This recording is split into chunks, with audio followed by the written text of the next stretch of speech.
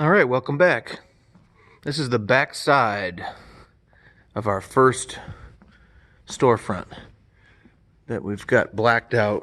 Went so quick and easy with our Graco spray gun. There's a few areas that were difficult. As you get down here, you just start to see, I don't know if it comes through on the camera, but some stuff that needs to be touched up by hand. But the lion's share of this was done so quick and easy.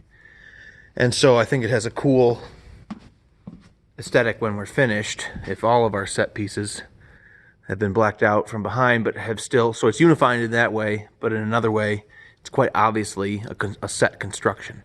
This aesthetic of this show is going to have a unique hybrid. Basically, we've got no glass and nothing that, sometimes we use screen, sometimes I put tinfoil. I use spray glue to put tinfoil on a surface and put that anywhere there's supposed to be glass for a different aesthetic.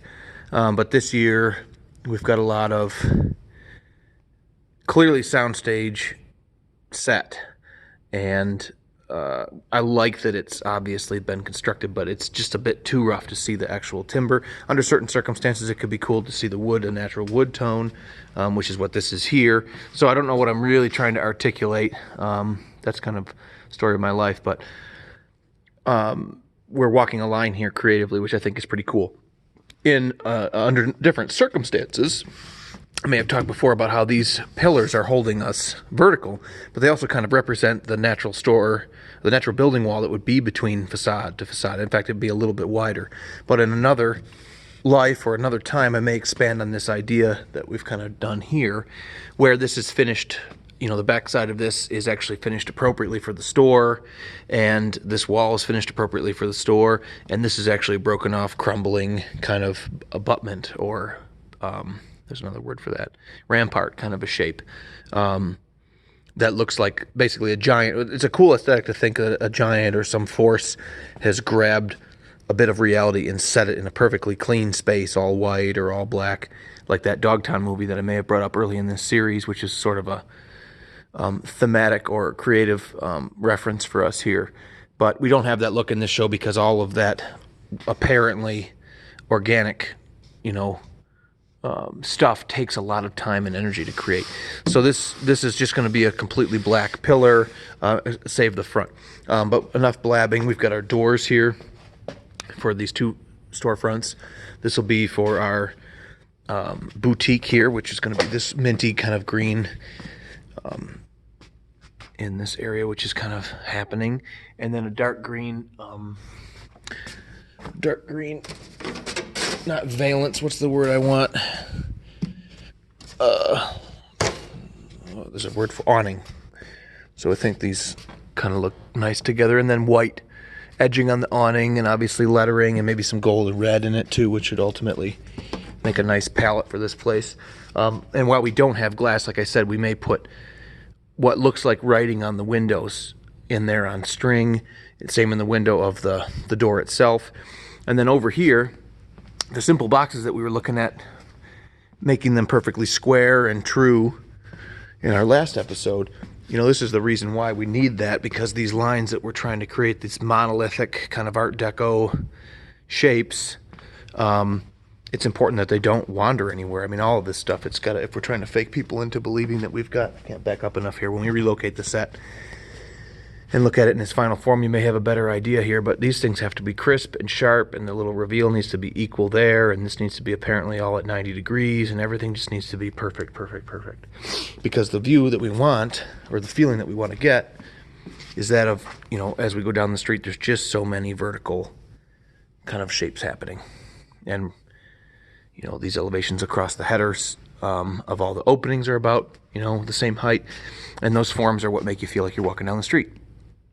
Of course, we've literally interpreted that here, but we were unsure at the beginning what we had for lumber. And so I've creatively been walking a line of something we could realize in terms of finish that wouldn't put us out and be cost prohibitive. So this is how that's shaking out. These are all a series of squares, simply constructed, like I said, students could help me with. These were repeating. Let me see if I can stand back and show you. We've got this ladder here, 2, 3, 4, we're all the same. And then the two walls on the wall on either side of it were constructed, actually all 6 of those. So 1, 2, 3, 4, 5, 6 are all the exact same ladder. So I put in an order to the student helpers for those. And 2 of the 3 up there were the same. One was a little bit different, but I put in an order for those. And they're all very simple kind of wall boxes. And if you put them all together and reef them all around, you can see we had a little layout problem here. These aren't exactly level. And even though I've arrested the shape in a perfect rectangle, the layout from one side to the other was off by about a half an inch, so these all appear to run downhill. But that's no problem in the end. It's just kind of there to support the plane of the Luan. But you can see how hollow and empty this is on one side. But when we're done with the other, and of course this double door goes in there, and now it's got what looks like a bronze, toe kick and bronze handles, and what may or may not be appreciated to be fine hardwood in that flat brown color. But in here, when everything is this kind of brownstone color, and as you get in, here's that tape we were hopeful. But see, it doesn't take long. That's one light coat too, so I may come back and do a second. But with the word bank on here, or it's just some big brass numbers and a sconce there and a sconce there, and those doors with maybe numbers or information on them, hung in there on string. I think this will feel right. And with some planters and stuff. Another big piece of this is going to be the rest of the street, the other side of the sidewalk, our lamp post and our, I think, fire hydrant and our trees that we're going to bring in.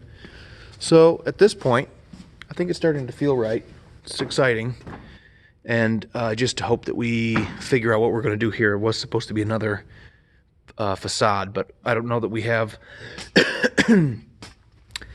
the budget, to be honest with you. So we'll have to come back and look at whether or not we build a third store. But for today, I'm going to be doing a bunch of loose end tying. And I wanted to go around this piece actually with a really big baseboard, basically a 2x10 all the way around. Something that we would both plane and joint, which is to say run through the planer and the jointer. So it was a true sharp cornered square, and which is handier to do trim work with than something that's rough and has those rounds on the corners. So go all the way around there with what really looks like a tall base, and then a little bit of cove across the top. And I think that would look really cool as compared to the rest of these perfectly crisp shapes, but we haven't got what we need for lumber to even do that. I knew I had some 2x10 down there, but it's such twisted and cracked trash.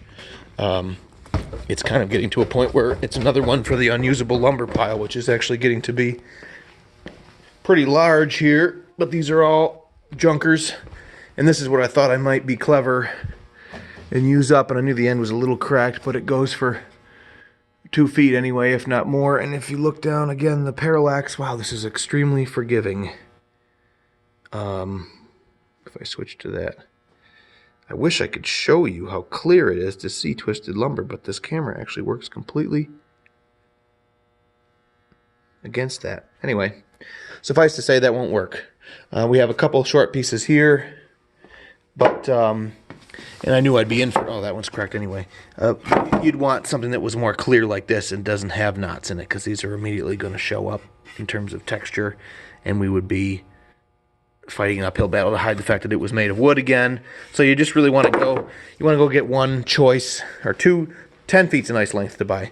Longer than that, it really gets difficult to find something perfectly smooth and flat, but 2 10-footers that were really nice candidates would be nice to go buy right now, but that would run us easily $60, if not more, so it may have to wait or never happen.